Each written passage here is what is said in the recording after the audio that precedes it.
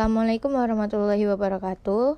Saya Andira Cornelia dengan NIM 7012110230 akan membacakan resensi novel Bumi Cinta karya Habibur Rahman El-Shirazi. Identitas buku. Judul Bumi Cinta, penulis Habibur Rahman El-Shirazi, penerbit Author Publishing atau Basmalah, tahun terbit 2010, jumlah halaman 546 halaman. Kategori novel fiksi sastra.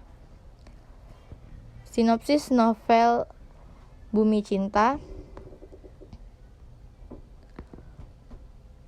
Bumi Cinta mengisahkan tentang perjalanan Muhammad Ayas atau yang biasa dipanggil Ayas. Melansir dari laman Perpusnas, ia adalah seorang mahasiswa dari Indonesia yang juga merupakan seorang santri salaf. Ayas harus melakukan sebuah penelitian di negara yang paling menjunjung tinggi seks bebas, yakni Rusia. Ia harus berjuang mempertahankan keimanan, keyakinan, dan akidahnya. Saat itu, Moskwa sedang dalam keadaan musim dingin dan Ayas dijemput oleh David, sahabat SMP-nya dulu. Tanpa Ayas duga, ia dikejutkan dengan sebuah kenyataan bahwa dirinya harus satu apartemen dengan wanita-wanita Rusia yang berparas sangat cantik. Mereka bernama Yelena dan Linor. Sejak saat inilah perjalanan hidup Ayas dipenuhi dengan banyak godaan.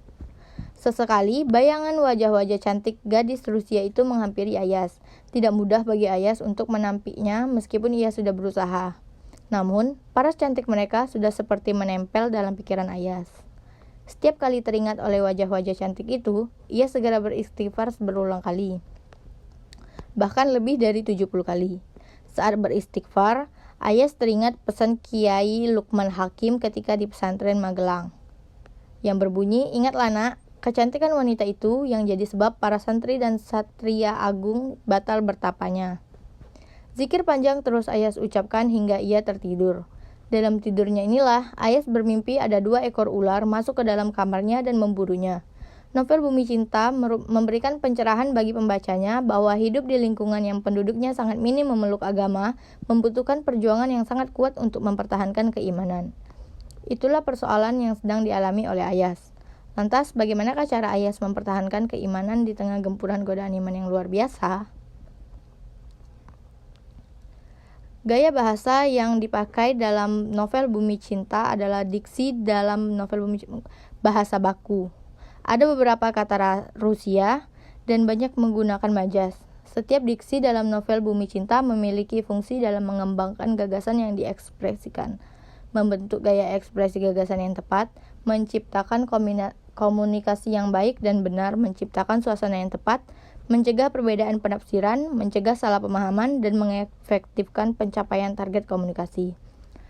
Keunggulan dari novel Bumi Cinta adalah novel Bumi Cinta memiliki banyak keunggulan, antara lain gaya bahasa yang dibuat pengarang sangat mudah dipahami, ringan namun sangat berbobot. Amanat yang disampaikan pun mudah terserap karena kecerdasan pengarang yang menuangkan karya dengan membangun jiwa para pembaca agar memiliki bakal kunci kemenangan orang-orang yang beriman.